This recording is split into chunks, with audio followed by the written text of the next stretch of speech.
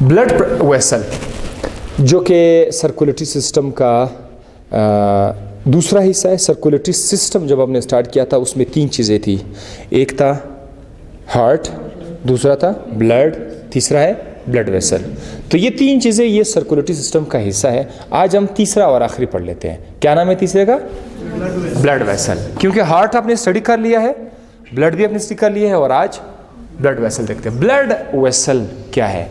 Pipe like structures हैं जिनके अंदर ब्लड फ्लो करेगा। पाइप लाइक स्ट्रक्चर है जिनके अंदर ब्लड फ्लो करेगा एक जगह से दूसरी जगह, इसको कहते हैं ब्लड वेसल। अच्छा, अब ब्लड वेसल जो है उसको हम लोगों ने डिवाइड किया हुआ है 3 में।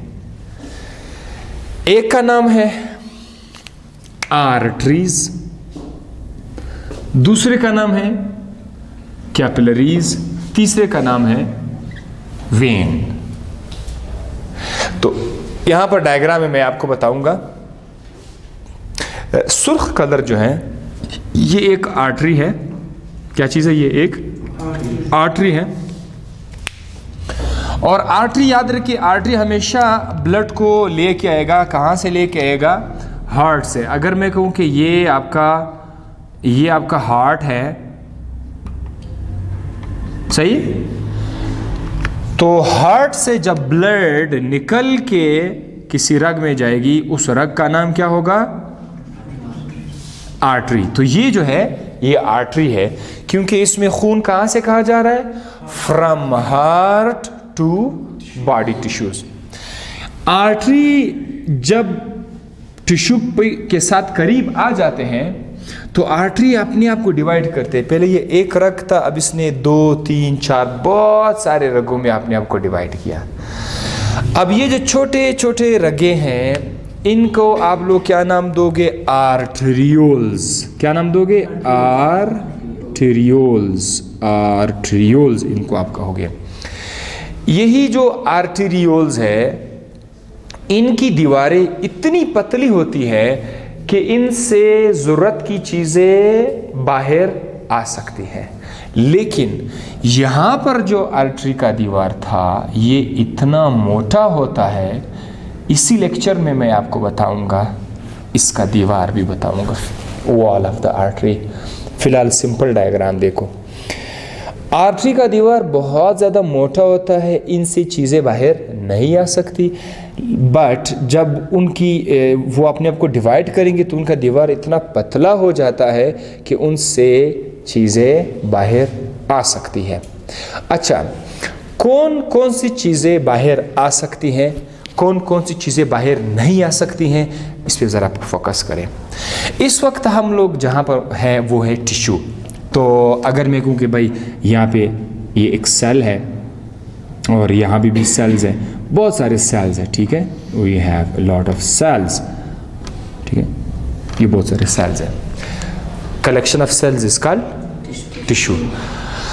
अब हर सेल इंतज़ार कर रहा है कि हमारे लिए खुराक का बंदोबस्त आएगा। खुराक कौन लाएगा? ब्लड लेगा।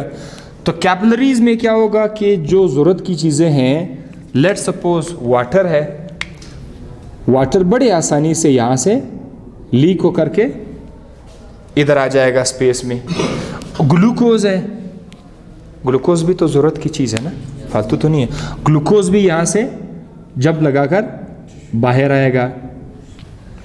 अमाइनो एसिड्स वगैरह है वो भी आएंगे। हार्मोन्स है वो भी इधर आएंगे। ज़रूरत की चीज़ें कैपिलरीज के दीवार से अपने आप को निकाल कर कहाँ आएंगे? सेल्स में आएंगे। अब ये सेल के अंदर जाएंगे। सेल खुश हो गया, आ गया भाई, माल आ गया। अब ब्लड के अंदर आपने पढ़ा था लेक्चर में, ब्लड के अंदर तो और भी सारी चीज़ें हैं, जैसे कि red blood cells. Red blood cells काफ़ी बड़े होते हैं इन चीज़ों के मुकाबले में, वो इस कैपिलरी के दीवार से बाहर नहीं आ सकते। बल्कि ये लिखा गया है कि कैपिलरीज इतनी मोटी होती हैं, इतने मोटे होते हैं कि उसमें मतलब उसका डायमीटर इतना है कि उसमें एक वक्त में सिर्फ एक आरबीसी फ्लो कर सकते हैं। तंग सा रास्ता है, सिर्फ एक शख्स उस रास्ते में जा सकता है। उस शख्स के पीछे लोग आ रहे होंगे लेकिन साइड कोई नहीं जा सकते, ऐसा तंग सा रास्ता। तो कैपिलरीज भी इतना तंग है कि उसमें एक आरबीसी जो है उसके लिए जगह है कि वो जा सकते हैं, लिहाजा आरबीसी बाहर नहीं आएगी। ठीक है, वाइट ब्लड सेल भी कुछ खास वाइट ब्लड सेल है जो अपने आप को स्क्वीज करके बाहर लाएंगे ज़रूरत के मुताबिक, लेकिन आरबीसी कभी भी बाहर नहीं आएगा। अलबत्ता पानी जो छोटे छोटे मॉलिक्यूल्स है वो इधर आ जाएंगे।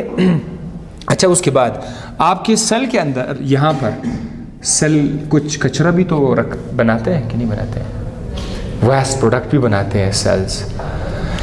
तो वेस्ट प्रोडक्ट क्या करेंगी, वो यहाँ से शामिल हो जाएंगी।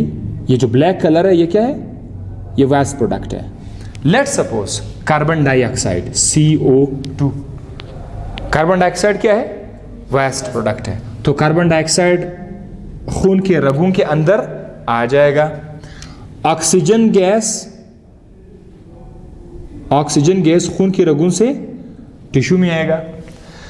तो ये क्या है? कुछ चीज़ें ब्लड से टिश्यू में आ रहे हैं, कुछ चीज़ें टिश्यू से ब्लड में आ रहे हैं। इस प्रोसेस को क्या बोलते हैं? एक्सचेंज। इसको हम बोलते हैं एक्सचेंज। तो एक्सचेंज कहाँ पे हो रही है? ये जितना इलाका आप देख रहे हैं इसको हम लोग बोलते हैं कैपिलरीज। इसको क्या बोलते हैं? कैपिलरीज के अंदर क्या होता है? एक्सचेंज होता है, चीज़ों के एक्सचेंज। कौन कौन सी चीज़ें एक्सचेंज होती है? ज़रूरत की चीज़ें जैसे कि ऑक्सीजन है, वाटर है, ग्लूकोज है, कुछ हार्मोन्स है, और गैर ज़रूरी चीज़ें भी इसमें आ जाएंगी जैसे कार्बन डाइऑक्साइड है, ठीक है, अमोनिया है, यूरिया है, सम अदर वेस्ट प्रोडक्ट्स जो है वो इधर आ जाएंगे। चले जनाब, आप लोग इसी डायरेक्शन में चलते जाएं। ये जो छोटे सुर्ख कलर के छोटे छोटे रगे हैं, क्या नाम है उसका? आर्टीरियोल्स आगे जाकर वापस मिल जाएंगे, उनसे एक रग बनेगा, उसका नाम क्या होगा? वेन। लेकिन याद रखिएगा, वेन से पहले जो छोटे छोटे शाखे हैं, उनको हम लोग नाम देंगे वेन्यूल्स। आर्टरी के बाद जो छोटे छोटे शाखे आ रही है, आर्टीरियोल्स। वेन से पहले जो छोटे छोटे शाखे आ रही है, वेन्यूल्स। सो वेन्यूल्स आपस में मिलके क्या बनाएगा? एक रग बनाएगा, उसका नाम है वेन। वेन में खून इस तरफ टिश्यू की तरफ आ रहा होगा या ये आगे जाएगा? आगे जाए, क्योंकि एक ही डायरेक्शन है। आगे कहां पे जाएगा? Towards heart. तो खून की वो रगे जो दिल की तरफ खून लेके जाते हैं उसका नाम क्या है? वेन। और खून वो रगे जो दिल से खून को ले आते हैं, they are called as artery. याद रखिएगा, यहाँ पर मैंने वेन को भी के साथ पॉइंट लिखे हुए हैं, आर्टरी के साथ भी पॉइंट लिखे हुए हैं। ये ज़रा गौर से देखिए। Vein carry blood from body tissue to heart, ये तो आपको क्लियर हो गया। लेकिन इसका उलट जो है वो आर्टरी में आएगा। आर्टरी क्या करते हैं? Carries blood from heart to tissues. इधर पॉइंट नंबर 2 क्या लिखा हुआ है? These have valve. वेन्स के अंदर वाल्व होता है, ठीक है, ब्लड को चेक करने के लिए कि ब्लड पीछे ना जाए। लेकिन आर्टरीज के अंदर कोई वाल्व नहीं है। कि अच्छा, वजह क्या है? क्योंकि आर्टरी में पहले से इतना ज़्यादा प्रेशर है, पानी के पीछे इतना ज़्यादा प्रेशर है कि उसको पीछे जाने का इम्कान है ही नहीं। वापस प्रेशर पीछे से ज़्यादा है तो वो पीछे कैसे जाएंगे वापस? जैसे कि एक पाइप के अंदर पानी जा रहा है प्रेशर से, तो पानी तो आगे ही जाएगा, पीछे कैसे आएगा? इसीलिए आर्टरी में वाल्व नहीं है, अलबत्ता वेन के अंदर वाल्व्स है। और इसके अलावा नॉट और वेरी लेस इलास्टिक, लचक के लिहाज से वेन में लचक बहुत कम है या ना होने के बराबर है। लचक जानते हैं? Yes, flexibility. लेकिन आर्टरीज बहुत ज़्यादा फ्लेक्सिबल है। जब भी इससे ब्लड पास होते हैं आप ज़रा चेक कर लें, आपको पल्स महसूस होगा, ठीक है। वो तो खैर प्रेशर को शो करे, लेकिन आर्टरीज बड़े नरम होते हैं as compared to vein. Arteries के अंदर एक सलाहियत होती है कि वो चाहे अपने आप को बड़ा भी करे, अपने आप को छोटा भी करे, तंग करे। जैसे इस तरह से अगर ये एक आर्टरी है, ये इतना सा डायमीटर है, तो ये चाहे ये अपना डायमीटर इस तरह से बड़ा भी कर सकता है। आर्टरी अपना डायमीटर बड़ा भी कर सकते हैं। अगर एक आर्टरी इसी तरह से तंग है तो हम लोग उसको बोलते हैं वेजो कॉन्स्ट्रिक्ट। और अगर आर्टरी का दीवार एक दूसरे से चला, आर्टरी जो है ना वो उसका डायमीटर बड़ा हो गया, हम उसको बोलते हैं वेजो डायलेट। खैर ये दो टॉपिक आपके कोर्स का हिस्सा तो नहीं है, लेकिन फिर भी अब देख लें। वेजो डायलेट, खून का रग मोटा हो जाता है, यानी अंदर से बहुत सारा स्पेस आएगा, और तंग होने को बोलते हैं वेजो कंस्ट्रिक्ट। इसी तरह mostly carry deoxygenated blood. Veins अक्सर कौन सा खून ले जाते हैं? मां सिवाय एक वेन का जो ऑक्सीजन वाला खून ले जाता है वो है पल्मोनरी वेन। इसी तरह आर्टरी में आपने क्या पढ़ा था कि arteries are more elastic. Vein कम लचक रखते, आर्टरी में बहुत ज़्यादा इलास्टिसिटी है। वेन में वेल्व मौजूद है, इसमें वेल्व नहीं है, नो वेल्व। आर्टरीज कैरी करते हैं कौन से ब्लड को? ऑक्सीजनेटेड ब्लड को कैरी करते हैं। मां सिवाय एक आर्टरी, पल्मोनरी आर्टरी, जो बगैर ऑक्सीजन वाला ब्लड कैरी करते हैं। और अब आपको बताते हैं कि आर्टरीज और वेन के वॉल में क्या फ़र्क है स्ट्रक्चर में। तो ज़रा आप देखें, ये आप देख सकते हैं यहाँ पर मैंने क्या किया, मैंने एक आर्टरी को अंदर से आपको दिखाया हुआ है, अंदर से काट के दिखाया हुआ है आर्टरी को। तो एक आर्टरी के अंदर 3 पर्दे हैं, 3 छोटे छोटे पाइप्स आप समझ लें। एक पाइप, उसके ऊपर दूसरा पाइप, और उसके ऊपर तीसरा पाइप। तो 3 पाइप है, 3 पर्दे हैं। सबसे अंदर वाला जो पर्दा है 1, उसको हमने नाम दिया हुआ है एंडोथीलियल।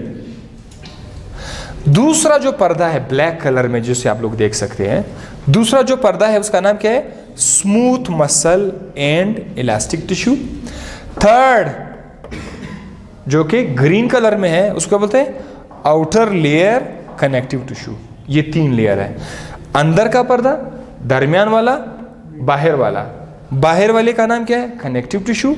दरमियान का स्मूथ मसल, और सबसे आखिर में एंडोथेलियल।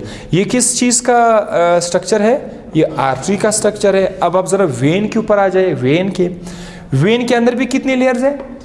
3 लेयर्स हैं। एक का नाम क्या है? एंडोथेलियल, सबसे अंदरूनी। उसके बाद उसके ऊपर जो है स्मूथ मसल है, और थर्ड, तो आप हैरान हो जाएंगे कि सर दोनों में तो फ़र्क है ही नहीं।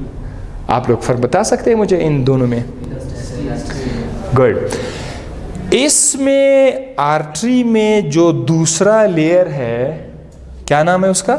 Smooth muscle. स्मूथ मसल, ये जो दूसरा है स्मूथ मसल, स्मूथ मसल के साथ साथ यहाँ पर कुछ इलास्टिक टिश्यू भी मौजूद है। ये मैं इस तरह शो कर रहा हूँ कि ये क्या चीज़ है? ये इलास्टिक टिश्यू है। लेकिन यहाँ पर इलास्टिक टिश्यू ना होने के बराबर है, या तो नहीं है, अगर है तो बहुत कम है। बहुत कम इलास्टिक टिश्यू की वजह से इसमें वो लचक भी नहीं है। सो लेक्चर के आखिर में आर्टरी और वेन में बहुत सारे फ़र्क हमें नज़र आए। नंबर 1, आर्टरी खून को हार्ट से टिश्यू की तरफ ले जाएगा, लेकिन वेन टिश्यू से हार्ट की तरफ ले जाएगा। आर्टरी के अंदर वैल्व नहीं है, वेन के अंदर वैल्व है। आर्टरी के अंदर लचक है, वेन के अंदर लचक नहीं है। तो ये सारे के सारे पॉइंट्स आप लोग नोट कीजिए और एंजॉय करें। Thank you.